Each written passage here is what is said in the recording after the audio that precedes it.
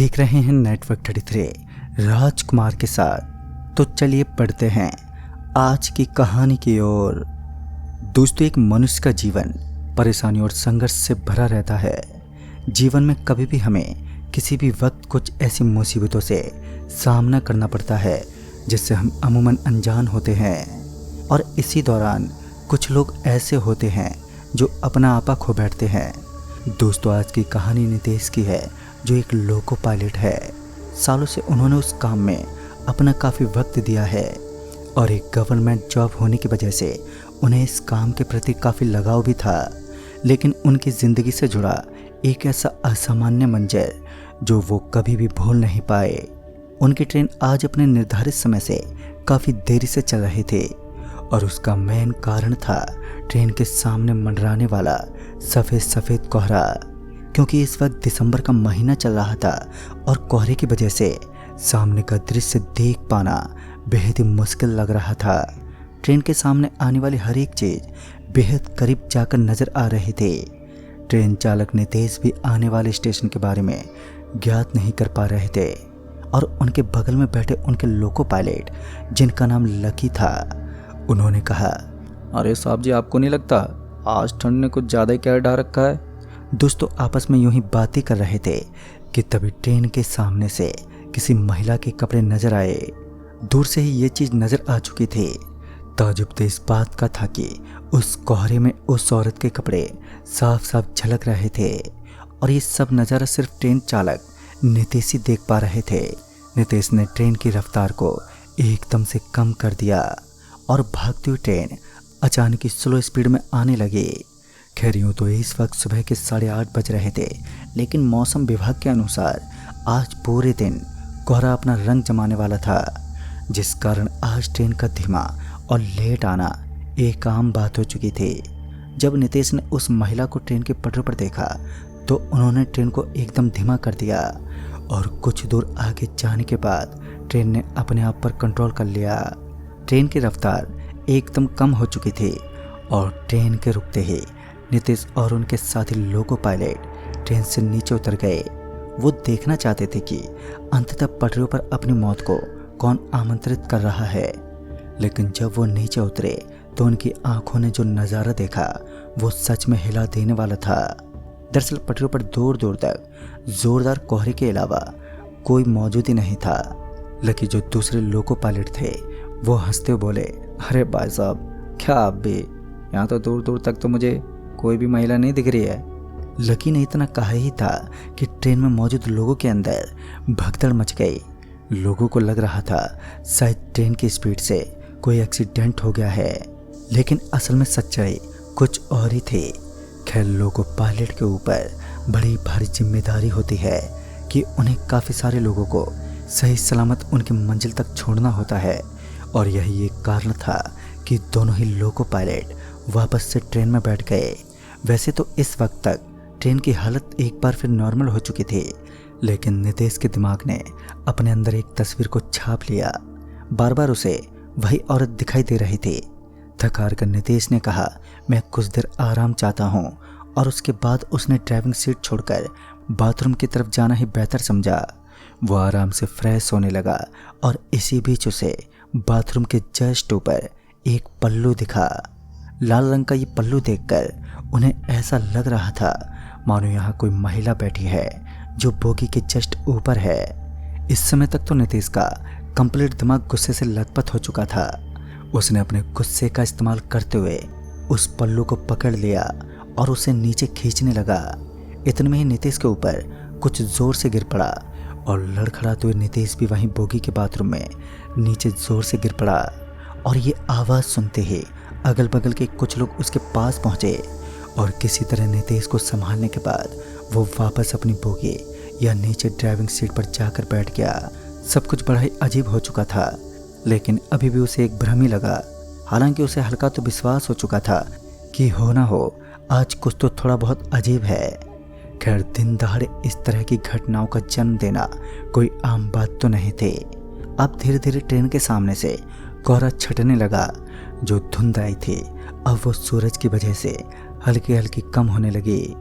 यूं ही ड्राइव करते करते अब शाम के 4 बजने को आए थे और अपने पेट में खाना पीना हो जाने के बाद नितेश और उसका साथी ड्राइवर अभी भी अपनी ड्यूटी को कंप्लीट करने वाले थे, जो सुबह के 4:30 बजे तक होने वाली थी।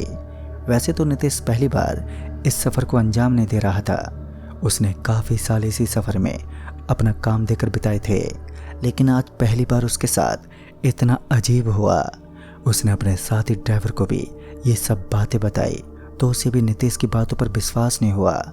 लेकिन उसके बाद एक ऐसी अकल्पनीय घटना ने जन्म लिया कि ये जितनी सुनने में आसान लगती है, देखने में उतने ही डरावनी और भयानक भी।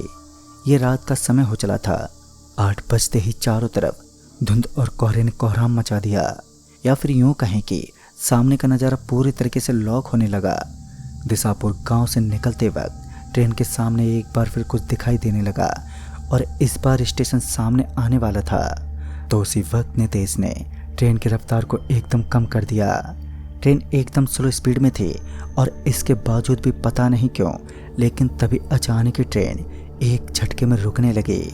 स्टेशन आने से ही पहले ट्रेन ने एक लंबा ब्रेक ले लिया और ट्रेन उस जगह पर थम गई जहां एक हाईवे भी पड़ता था।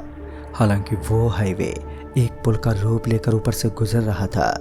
ट्रेन को यूं रुकता देख नितेश इस बात को समझ चुका था कि अवश्य ही ट्रेन में किसी खराबी ने जन्म लिया है। लिहाजा थोड़ी ही दूर आगे जाने के बाद नितेश ने अपने साथी ड्राइवर को नीचे उतरने को कहा और उसके बाद दोनों ही ट्रेन की जांच पड़ताल करने के लिए इधर से उधर घूमने लगे। अब उन्हें काफ़ी वक्त हो चुका था, लेकिन ट्रेन के अंदर कोई भी समस्या का पता नहीं चल पाया। उसके बाद जब नितेश ट्रेन के सबसे पीछे वाली बोगी के पास पहुंचा तो उसने देखा कि एक महिला ने ट्रेन को पकड़ रखा था और उसको देखकर ऐसा लग रहा था कि इस महिला की वजह से ट्रेन आगे नहीं बढ़ पा रही है। नितेश उस महिला का हाथ पकड़ते हुए बोला, अच्छा तो तुमने हमें परेशान करके रखा है। इस वक्त नितेश अपने गुस्से में यह भूल चुका था। एक सामान्य सी दिखने वाली औरत पूरी की पूरी ट्रेन को कंट्रोल में कैसे कर सकती है। इसी बीच जब नितेश की नज़र उस औरत की आंखों पर पड़ी तो उसके शरीर में सनसनी सी मचने लगे। दरअसल उस औरत की आंखों की जगह तो गहरे गड्ढे नजर आ रहे थे जिनके अंदर से आग निकल रही थी। दोस्तों, ये नज़ारा एक नॉर्मल इंसान के लिए मौत के बराबर होता है और इतने में उस औरत ने नितेश की गर्दन दबोच ली और उसे पटरू के ऊपर ही घसीटने लगी। नितेश के मुंह से चीख पुकार तो निकल रही थी, लेकिन दूर दूर तक कोई था ही नहीं। ताजुब तो इस बात का था कि उस औरत के पैर धरती पर ही नहीं थे, लेकिन इसके बावजूद भी वो आगे बढ़ रही थी मानो वो हवा में उड़ रही हो। और शायद ऐसा ही था। उस औरत के कदम कुछ और आगे बढ़ पाते कि इसी बीच नितेश का साथी लोको पायलट भी उन पटरों पर पहुंच गया और जोर से नितेश की तरफ भागने लगा। पता नहीं उस औरत को अचानक ऐसा क्या हुआ कि उसने नितेश का गला छोड़ दिया और अब धीरे धीरे उस दूसरे लोको पायलट की तरफ बढ़ने लगी जिसका नाम लकी था। उस औरत को अपनी तरफ आता देख लकी ने एक पल का भी वक्त गवा नहीं किया और धूम दबाते हुए वापस से उसी पर भागने लगा। उसी दौरान नितेश ने भी थोड़ा जोश दिखाया और खून से सनी उन पटरियों के ऊपर से एकदम से उठा और पास में मौजूद एक विशाल गड्ढे के अंदर छिप गया। वो गड्ढा इस समय नितेश के लिए एक वरदान साबित हो रहा था। नितेश को अपनी जान की परवाह थी, जिस वजह से वो अपनी जान की भीख मांगता तो घूम रहा था। उसे ये भी पता था कि आज उसका कोई भी सहकर्मी उसके पास नहीं पहुंचने वाला, क्योंकि वो डायन सभी को अपना शिकार बनाने में ज़्यादा समय नहीं लगाती। और इतने में ही वही हुआ जिसके बारे में नितेश ने कभी सोचा तक नहीं था। उसने देखा कि उस भयानक सी दिखने वाली डायन के हाथ में किसी का कटा हुआ हाथ था और साथ ही वो उस हाथ को चबा चबा कर खा रही थी। दूसरी तरफ किसी के चिल्लाने की आवाज़ भी आ रही थी और ये आवाज़ सुनकर ऐसा लग रहा था मानो आवाज़ किसी औरत की नहीं बल्कि किसी आदमी की है जो जोर जोर से चीख रहा था। ये आवाज़ इतनी ज़्यादा दर्दनाक थी कि इन्हें सुनने के बाद हर कोई दहल उठे। नितेश ने मौके का फ़ायदा उठाते हुए ट्रेन की बोगी की ओर भागना ही बेहतर समझा। वो तुरंत ही भागने लगा और तकरीबन 5 मिनट की लंबी दौड़ के बाद वो अपनी ड्राइविंग बोगी के पास पहुंच गया। उस बोगी के पास पहुंचते ही उसकी सांस में सांस आई और इस समय तक उसे अपना साथी लोको पायलट यानी कि लकी भी उसी बोगी में हाँफता हुआ दिखा।